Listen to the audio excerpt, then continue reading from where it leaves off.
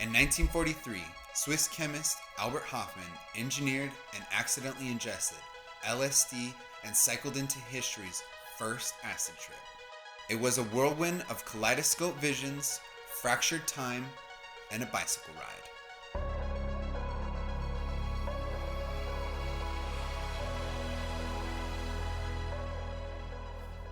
After his experience, Hofmann didn't see LSD as a drug. He saw it as a key to the mind, and it didn't take long for psychologists to catch on. Within a few years, several trials had been done on LSD, and these studies were showing positive psychological benefits. First English study was done in 1950 by Dr. Anthony K. Bush and Dr. Warren C. Johnson. This study examined LSD's therapeutic tool for psychiatric patients, particularly those with schizophrenia and neurosis. Bush and Warren gave LSD to 29 patients and observed increased communication of repressed emotions by heightening emotional engagement and improving the ability to discuss traumatic experiences. This study concluded that LSD could shorten psychotherapy by breaking through psychological barriers.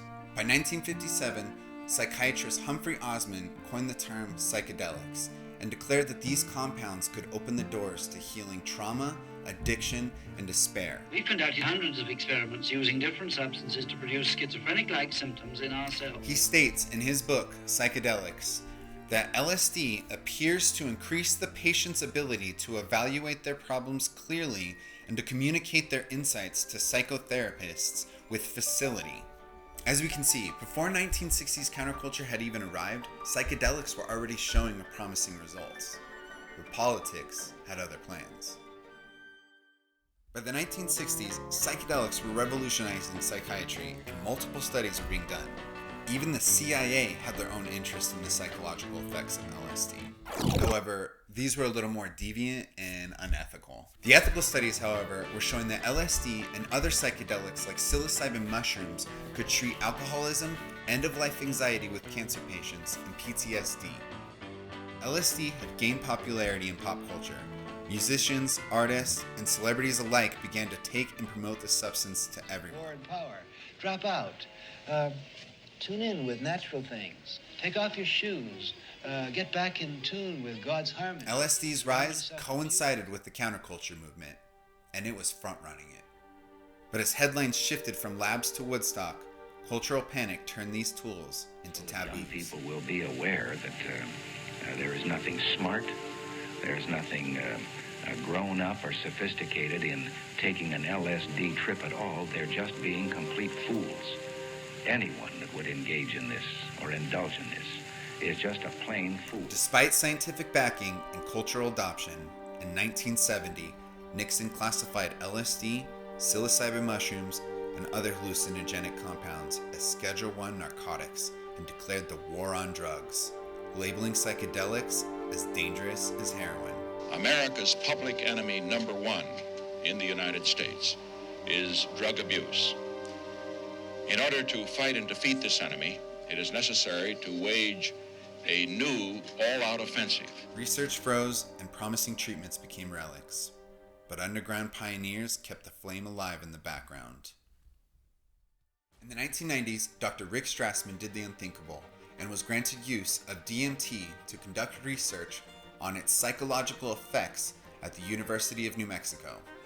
His groundbreaking trials had discovered something astonishing. His patients that were injected with the powerful compound had described being thrust into new worlds. In his book, DMT, The Spirit Molecule, he claims that his patients didn't get the trip that they wanted. They got the trip that they needed. Patients reported heightened emotions like buried grief or rage that had forced them to face the issues they had been avoiding for years. Many came out of the experience feeling like they finally had a grip on their problems. One participant describing a mischievous gesture figure guiding them through their trauma. During the turn of the century, we begin to see a shift and resurgence of psychedelic drugs, not just culturally, but medically. In 2006, Francisco Moreno administered psilocybin mushrooms to OCD patients and concluded a reduction of symptoms within 24 hours with no adverse effects.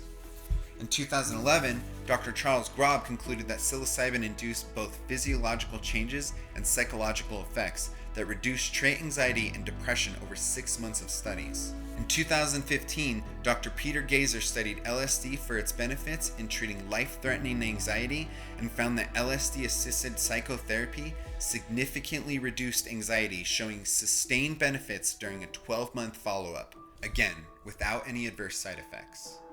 These are just a few examples of the work being done today that led us here now. Today, science is catching up.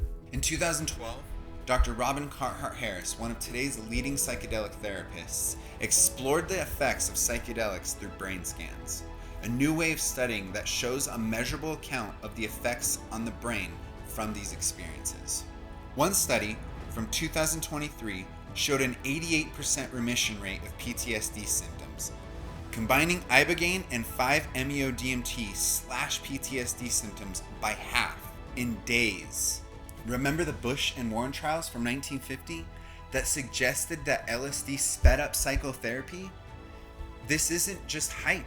This is history repeating itself.